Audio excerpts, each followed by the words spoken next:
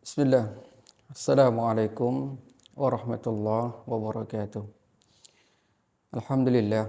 Wassalatu wassalamu ala rasulillah wa ala alihi wa sahbihi wa mawal amma ba'd.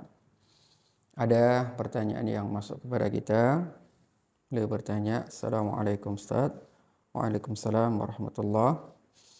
Izin bertanya, apa hukum makan daging sapi? Mengingat daging sapi yang beredar di pasaran masyarakat kita, banyak beredar daging sapi impor yang tidak diketahui cara penyembelihannya.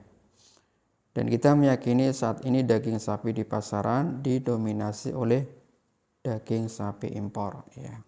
Pertama, kalau kita tidak mengetahui asal-usul dari daging tersebut, ya, apakah itu impor atau tidak, maka dikembalikan ke hukum asal.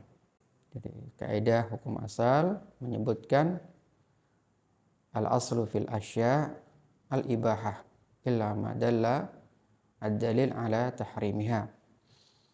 Segala sesuatu hukum asal itu atau hukum asal segala sesuatu itu adalah halal dan boleh dikonsumsi kecuali ada dalil yang kemudian mengharamkannya. Ini yang pertama.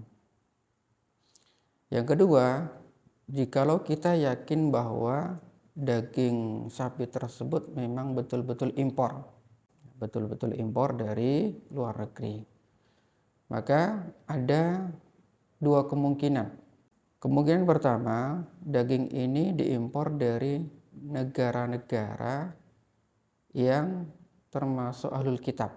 Negara-negara yang ahlul kitab, negara yang didominasi oleh atau agama Kristen dan Yahudi. Ini hukumnya juga boleh kita mengkonsumsi daging-daging impor yang berasal dari negara-negara ahlul kitab.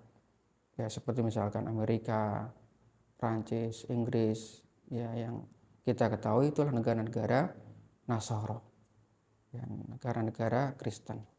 Hal ini didasarkan pada firman Allah Subhanahu wa taala dalam surah Al-Maidah ayat ke-5. Ya, di situ Allah Subhanahu wa taala menghalalkan penyembelihan ahlul kitab.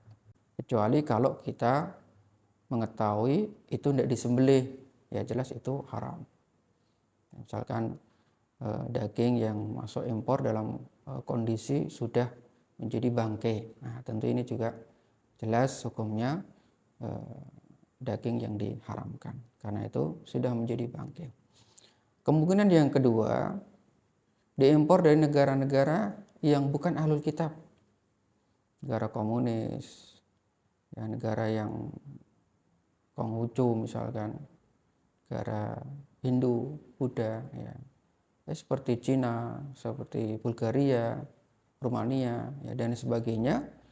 Maka tentu daging-daging yang diimpor dari negeri-negeri seperti ini hukumnya haram, tidak boleh. Ya, karena ini termasuk penyembelihan yang tentu disembelih bukan atas nama Allah Subhanahu wa taala. Maka tentu bagi seorang muslim, ya, diusahakan untuk berhati-hati dan berijtihad. Ketika daging itu daging impor, perlu untuk kemudian diteliti, mencari informasi, ya, apakah itu daging-daging yang berasal dari negeri-negeri ahlul kitab ataupun selain mereka. Allah a'lam bishawab. Demikian yang bisa kita sampaikan. Semoga ada manfaatnya. Allahumma shalli ala Muhammad wa ala alihi wa sahbihi ajma'in. Wassalamualaikum warahmatullahi wabarakatuh.